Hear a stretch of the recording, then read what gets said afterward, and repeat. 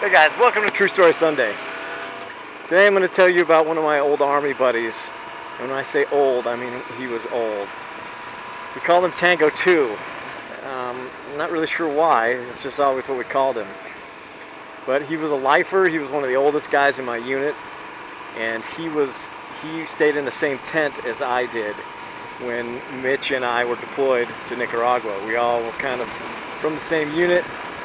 And we looked out for each other while we were in Nicaragua. Oh snap. Don't do it. So Tango 2 he was one of the oldest guys in the unit, and he'd actually been in Vietnam. Now, I try pretty hard to keep my videos safe for work, family friendly. But I don't think I'll be able to do it this time, because when you're talking about the Army and Vietnam, and you're telling stories, if you're not swearing, then you're making stuff up and you're leaving out important details. So there's going to probably be some swears in this video as I continue on. But I've got to know Tango 2 really well when we were staying in the same tent together, and he was an alcoholic, and there was a beer tent on our little tent city in Nicaragua. And he was in there, every night getting wasted. And you were only allowed to have 2 beers, but the saying went that only the first beer and the last beer counted. So people would go in there and get hammered all the time. And when we first got to Nicaragua, Tango 2 and I, he did some electrical work as well. So we spent a lot of time together laying electrical lines in the ground, digging trenches. We did have some equipment that helped quite a bit with that, but we also had to do some digging. And Nicaragua for me was the hottest. Well, shifted too much there. Was the hottest place that I've ever been, and had to do physical work. People, we had different rotations coming in. Mitch and Tango 2 and I, we stayed there for 4 months, but during that 4 months, other units would come in for 2 or 3 weeks and then go home. And I remember one time a new rotation came in, and we went to greet the bus because some of our friends were on there. And this female soldier walked off the bus, took 2 steps, and fell flat on her face with a heat injury. I'm not making up. Had to go to the medic tent and get IVs, and they threw her in an air-conditioned room and everything. I tell you, it was so hot there, and there was no relief from it. So one day, Tango 2 and I were out working. We're in the middle of this big field. Everything had been knocked down so we could set up our tents. Off-roading? Yeah, let's do it. Alright, I'll show you. There's a really cool trail up here. It leads to an open pasture on the mountaintop. It's really kind of neat. Gotcha. So Tango 2 and I were working. There was no tents, there's no shade anywhere. And when you worked out there, it was so hot that you had to find this balance between drinking water and being able to see what you were doing. Because I remember somebody came along and passed me a bottle of water and said, "Hey man, how long's it been since you had a drink?" And I said, "I don't know." And I took a couple gulps of water and instantly was blinded by the sweat that started pouring out of my face. It was just... So sometimes if you were trying to get some work done, it was like, I can't drink any water right now because it'll only make me sweat, and fill up your eyes with sweat, and then you can't see anything. So Tango 2 and I are sitting out in this field, and I remember I was sitting down, and oh my word, this mud is not cool. We were working out in this field, and I was sitting down, wiring up a panel that was on the ground or something. And Tango 2 was in the NAM, and he wasn't just in the NAM. He wasn't behind a desk or anything. He was in the shit in Vietnam. This is a guy who had put pieces of his buddies into helicopters and watched their dead bodies fly away. I mean, this guy was in the shit, and there's no other way to describe that than it is what it is. So we're sitting there working, and both of us we're just dragging ourselves around trying to get something accomplished.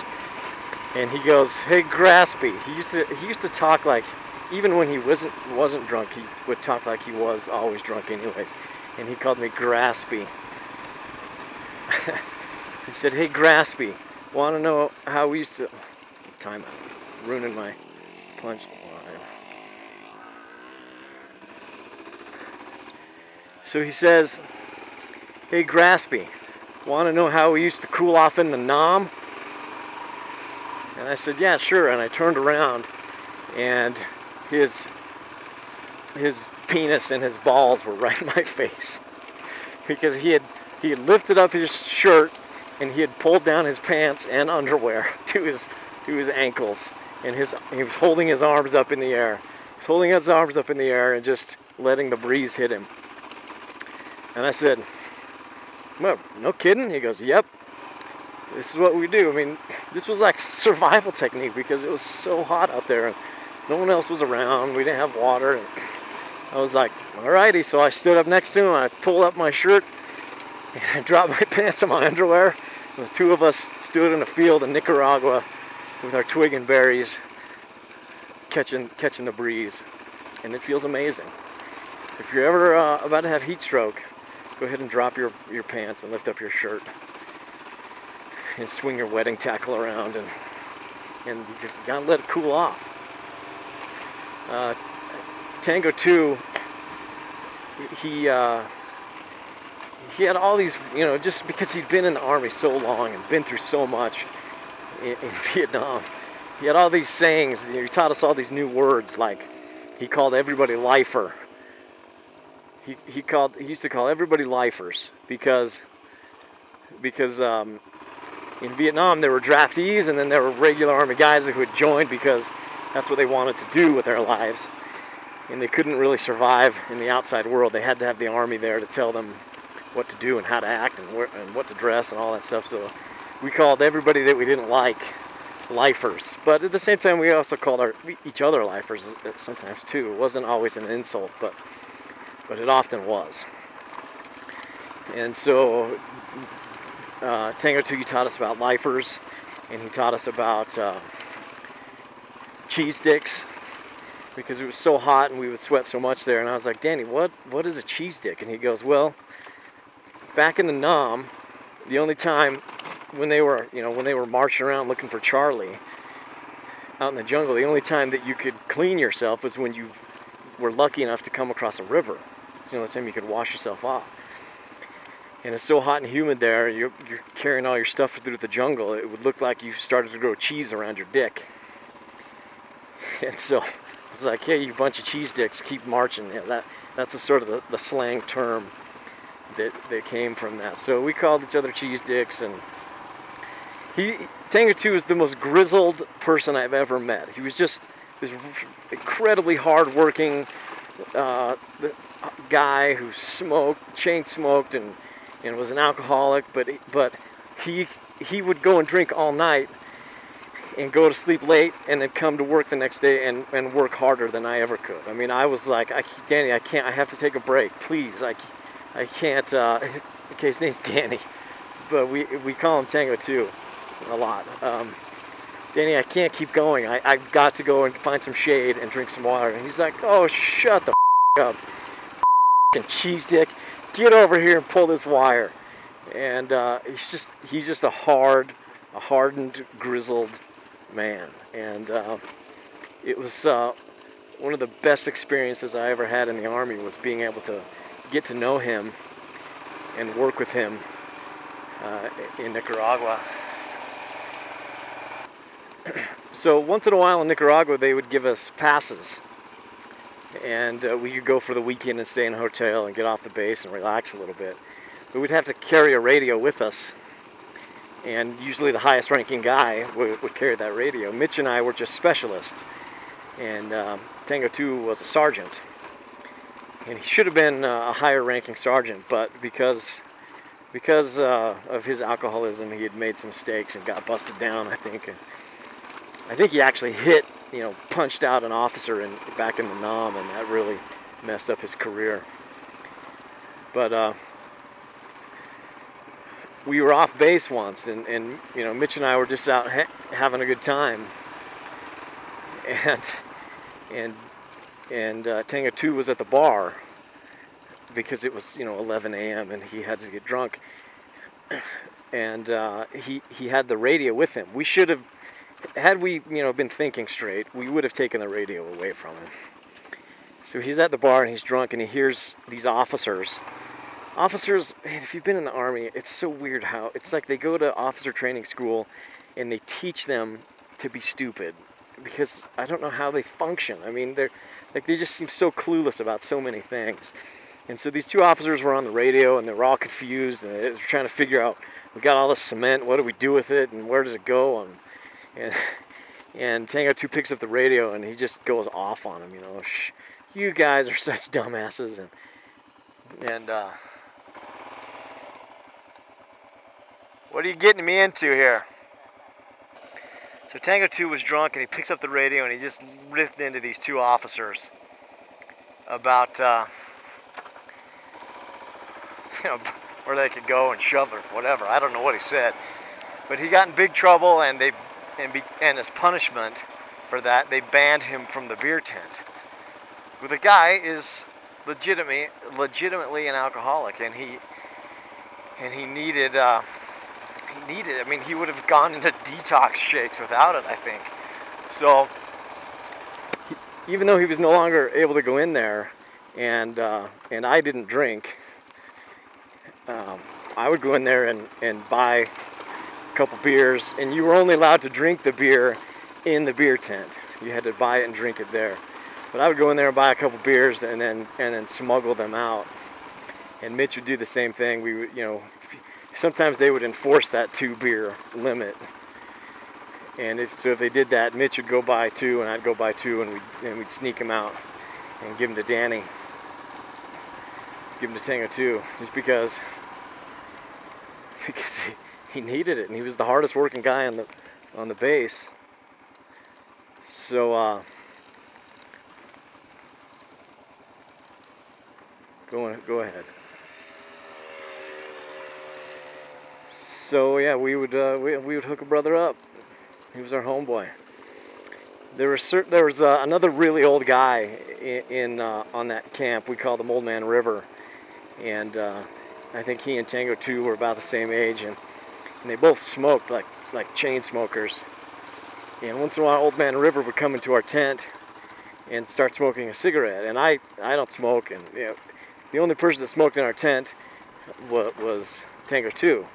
So Old Man River would come into the tent and want to hang out, because we had the best tent on the camp. We had a big TV, we had wall-to-wall carpet in our tent, we had an air conditioner, so everybody wanted to come hang in our tent, because we worked really hard to make it super nice while we were there. So Old Man River comes in the tent and sparks up a cigarette, and I was like, "Hey River, you can't smoke in here. What are you doing?" And he goes, "Well, Tango 2's smoking. He smokes in here all the time." And I go, "Yeah, well, Tango 2 was in the shit in Vietnam. He could smoke wherever he wants. You take it outside." So I'd always throw him out. I'd always throw out Old Man River. And I hated the smell of cigarette smoke, but man, Tango 2 had been through a lot of crap in his life. And if the dude wanted to enjoy a cigarette in the peace of his own tent, I was gonna deal. I was gonna suck up some secondhand for a little while until he burned it out and went to sleep.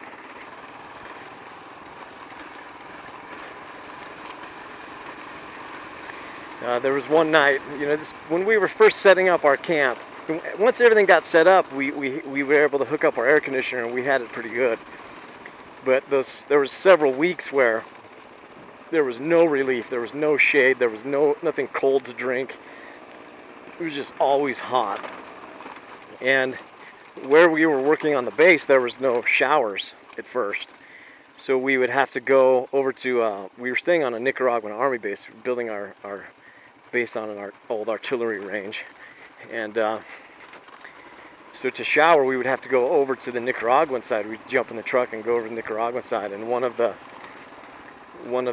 things that we had to do was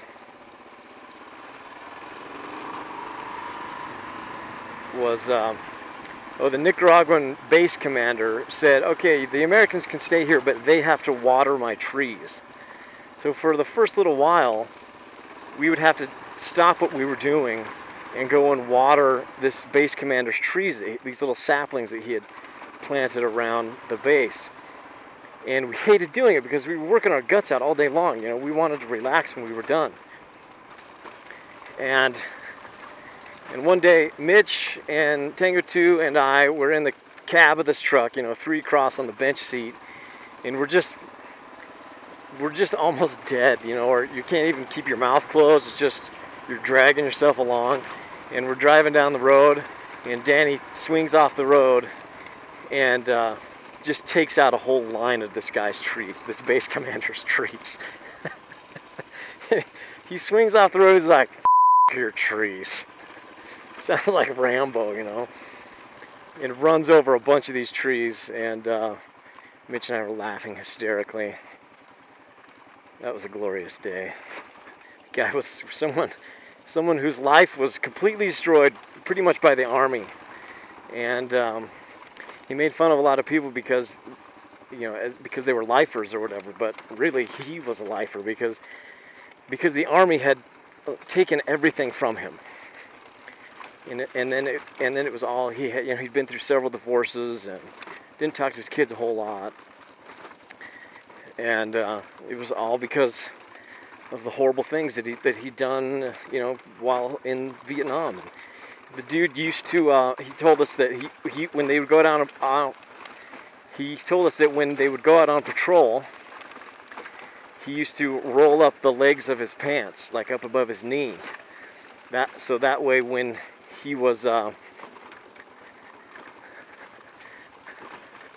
way when he was my bike's overheating. I gotta cool this sucker off.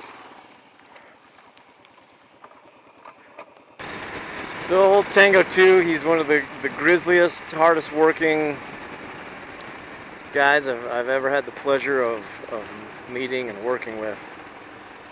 And I miss hanging out with him. He's one of those guys that you just want to spend a lot of time with because he's got so much character and he's been through so much, and he's so funny because of the stories that he could tell about the Nam. One time he told us that they used to have to do LPs, listening posts, where they were on a base, but rather than just chilling in the base, they would go out and find a little camouflage spot and just lay there and be quiet and listen for the bad guys. So he said they used to order them to go march a click and a half. You know, it was nighttime and they're ready to go to bed, and some guy would come in and say, "Hey, you guys are on LP duty. Go march a click and a half out that way with this radio and listen for the enemy." And he was like, so they'd leave and they'd go and find a spot right outside the fence. He's like, who walks a click and a half in the dark? We're not doing that. It wasn't like we might get killed if we go out too far away from the perimeter. It's just they didn't want to walk in the dark. I thought stuff like that was so funny. But you know, meeting someone like that who had lived through Vietnam and hearing stories about, you know, we used to find booby traps all the time and disarm them, and he told us once he had a close call where the butt of his M16, the stock of his weapon, got blown off by a piece of shrapnel that landed right next to him during a firefight. And I said, well, what did you do? I mean, your weapon was destroyed. Could it keep firing? Or he's like, oh, by that time there was plenty of them laying around, and you could just pick up another one and keep fighting. And I try to put myself in that situation where, like, you're going on a walk and you're so sure that you're going to run into a booby trap that you roll up your pant legs, so hopefully you'll feel it before you set it off. Like the courage that takes, I don't think I could ever be that brave. You know, someone said, I order you to go out and find booby traps. I'd have been like, no, I'm not doing that. So, I mean, he's one of the bravest people I've ever met, and I hope that someday he's able to find peace in his life. And I don't know, I'm not saying he's like a tortured soul, but I know he's got some demons, some snakes in his head from the life he's lived, and I just hope that he can sort things out and be, I don't know what I hope, because honestly I like him just the way he is. But I do know that things could probably be better for him. It'd probably be better if Eddie never joined the Army. Then I would have never got to meet him. So, anyways, that's a True Story Sunday, guys. I know I rambled a lot about that one, but I really like Danny. I've only seen him once or twice since he got out of the Army. He was too old, so they processed him out. And then I got out, and then you're like brothers with these guys, and you get out of the Army and you never see them again.